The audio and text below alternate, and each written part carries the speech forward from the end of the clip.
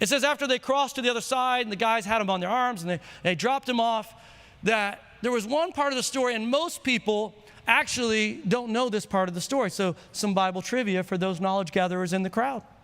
Put up verse 9. It says that after everyone had crossed, that Joshua, I call him Josh, we're friends. And so Joshua walked back out there, and it says that he gathered 12 stones on his own, and he began stacking them right where the priests were that were holding the ark. And it's such a crazy moment. And I've learned that leadership is more art than science. Would you guys agree with me? If you lead people, let me tell you, the manual that they use for you to lead those people is never going to be sufficient for leading people. And the church said, amen. It's art. And the art of leadership is knowing when. Knowing when. When to push, when to pull back. When to hold on, and when to let go. I guarantee you, sometimes you held on too long, didn't you? Sometimes you might have let go too soon. Here is Joshua standing on the other side, and seemingly the moment is over, right? We crossed, we did it. And Joshua goes back out there. We don't have any instructions of why he did it.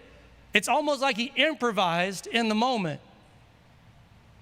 God, improvisation in the moment. And he stacks these stones up, and it says that they walked out, and they called the priest out, and when the priest's feet touched the other side, he said the waters went back just like they were.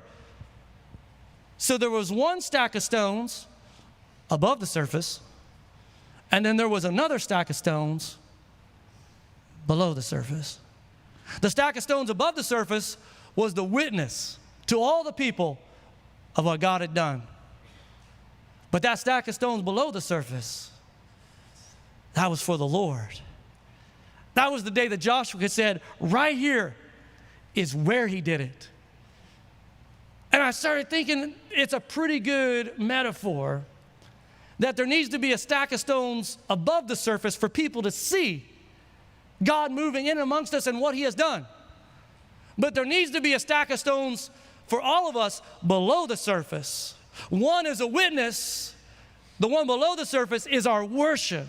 And I promise if you don't have the stack of stones below the surface right, that one above the surface isn't going to mean anything to the people that you come in contact with. But if you get that stack below the surface right, I promise you, no matter where your feet go and no matter how many circles you go in, he will draw people to you, to your story, and they will experience a life change that they never dreamed possible.